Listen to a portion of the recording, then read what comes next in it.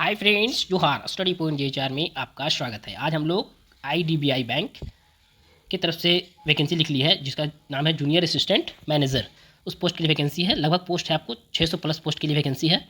640 लगभग है। ओके, उसके बारे में डिटेल बताएंगे।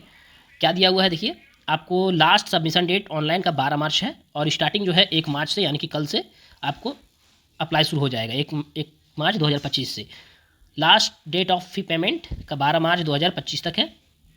ठीक है। जो इंपॉर्टेंट चीज़ होगा, देखिए यहाँ पे जोन वाइज आपको वैकेंसी है, स्टेट वाइज जोन वाइज, कि अगर आप गुजरात अहमदाबाद में भरते हैं जोन में, तो गुजरात दादरा नगर हवेली और दमन दीव के लिए होगा। भोपाल के लिए भरते हैं तो आपको मध्य प्रदेश भोपाल के लिए होगा। कर्नाटका भरते हैं तो बेंगलोर में आपको होगा। तमिलनाडु पुडुचेरी अंडमान निकोबार भरते हैं तो चेन्नई के लिए होगा। इस तरह से आपको स्टेट वाइज और जोन्स वाइज जो है आपको यहाँ पे दिया हुआ है कहाँ कहाँ पे होगा। ओके, नेक्स्ट है एज लिमिट क्वालिफिकेशन। देख लेते हैं क्या दिया हुआ है। क्वालिफिकेशन तो ग्रेजुएशन होना चाहिए कोई भी डिसिप्लिन से, कोई भी रिकॉग्नाइज बोर्ड से।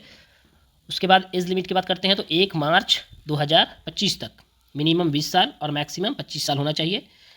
Date of online test tentative जो डेट टाइम दिया हुआ है वो 6 अप्रैल 2025 का दिया हुआ है।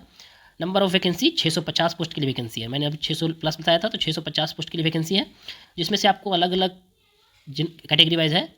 जनरल 260, SC 100, ST के लिए 54, EWS के लिए 65, OBC के लिए 171 और इस तरह से PWD के लिए भी यहाँ दिया हुआ है। ये था आपको।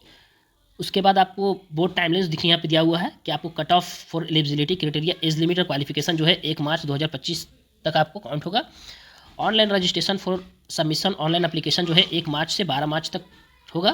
पेमेंट फ़ी के लिए भी 12 मार्च लास्ट है आपको डेट। टेंटेटिव टेस्ट के जो डेट होगा वो आपको कहाँ जब तक होगा, तो 6 अप्रैल 2025 तक आपको टेंटेटिव डेट दिया हुआ है एग्जामिनेशन का। ठीक है। यहाँ पे एलिजिबिलिटी क्राइटेरिया, यहाँ पे कट ऑफ का जो डेट है वो आपको 1 मार्च 2025 यानी कि एज लिमिट का होगा, या फिर आप क्वालिफिकेशन का बोलें, दोनों का सेम है। क्वालिफिकेशन बता चुका हूँ कि कोई भी रिकॉग्नाइज्ड बोर्ड से आपको ग्रेजुएशन होना चाहिए कोई भी डिसिप्लिन से। उसके बाद बात करते हैं, आपको एज यहाँ पे दिया हुआ है फिर से कि एज जो है आपको काउंट कब से होगा, तो 1 मार्च 2025 के हिसाब से। अब रिलैक्सेशन की बात करते हैं तो रिलैक्सेशन एज पर द गवर्नमेंट रूल के हिसाब से मिलेगा, जिसमें आपको SC ST के लिए आपको 5 साल, अदर बैकवर्ड क्लासेस 3 साल और पर्सन विथ बेंचर्स डिजेबिलिटीज़ के लिए आपको 10 साल और आपको एक सर्विस मैन के लिए 5 साल। इस तरह से आपको डिटेल दिया हुआ है। अगर आप इंटरेस्टेड है तो आप बारीकी से पढ़ लीजिएगा फॉर्म फिल करने से पहले, उसके बाद आप फॉर्म फिल कीजिएगा। फ़ी जो होगा आपको नॉन रिफंडेबल होगा, जो कि आपको 250 रुपया आपको SC ST PWD कैंडिडेट्स के लिए होगा और 1050 रुपया आपको ऑल अदर्स के लिए लगेगा। इसके अलावा चार्जेस जो है, अगर आपको कुछ चार्जेस लगता है तो एक्स्ट्रा लगेगा अब आपका। उसके बाद फॉर्म फिल कैसे करना है, तो इसका जो है लिंक आपको डिस्क्रिप्शन में मिल जाएगा और टेलीग्राम में भी डाल दिया जाएगा। आप वहाँ से फॉर्म फिल कर सकते हैं। बाकी जो है आप पूरा डिटेल यहाँ पे दिया हुआ है, आप बारीकी से पढ़ लेंगे। ठीक है। देखिए यहाँ पे दिया हुआ है पेमेंट का SC ST PWD के लिए 250 रुपया और फॉर ऑल अदर्स के लिए 1050 प्लस इंटीमेशन चार्जेस वो आपको अलग से पे करना होगा। Okay. And the next one है एप्लीकेशन रजिस्ट्रेशन प्रोसीजर क्या है, तो आपको देखिए यहाँ पे लिंक आपको वेबसाइट दिया हुआ है, ऑफिशियल वेबसाइट www.idbibank.com में इन पे जाएंगे। उसके बाद आपको सारा प्रोसेस वहाँ से ही करना है। नेक्स्ट है पेमेंट फ़ी ऑनलाइन मोड होगा, चाहे आप क्रेडिट कार्ड से करें, UPI पेमेंट से करें, डेबिट कार्ड से करें, किसी से भी कर सकते हैं। उसके बाद आपको देखिए यहाँ पे और कुछ इंपॉर्टेंट नोट्स होगा जो हम बता देते हैं। सिलेक्शन प्रोसेस कैसे होगा, तो सिलेक्शन प्रोसेस जो है आपको सबसे पहले ऑनलाइन टेस्ट होगा। Selection process will comprise of online test.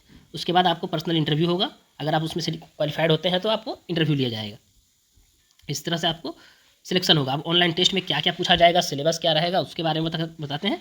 देखिए यहाँ पे आपको पहला होगा लॉजिकल रीजनिंग, डेटा एनालिसिस और इंटरप्रिटेशन के आपको 60 क्वेश्चन रहेंगे, 60 मार्क्स का, जिसमें आपको 40 मिनट का समय मिलेगा।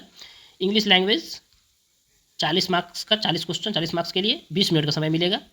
उसके बाद आपको क्वांटिटेटिव एप्टीट्यूड, जिसमें 40 मार्क्स 40 क्वेश्चन 40 मार्क्स 35 मिनट आपको समय मिलेगा।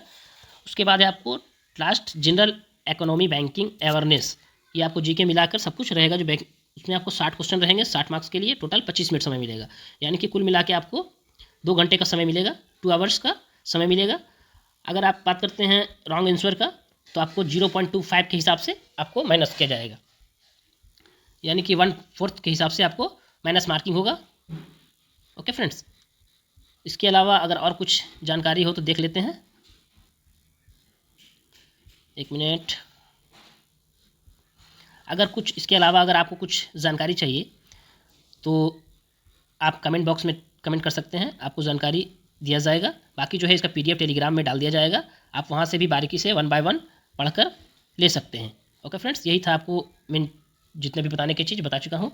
अगर जानकारी अच्छी लगी हो और आप इस चैनल पे नए हैं तो प्लीज़ हमारे चैनल को सब्सक्राइब करें, लाइक करें, कमेंट करें, वीडियो को शेयर करें।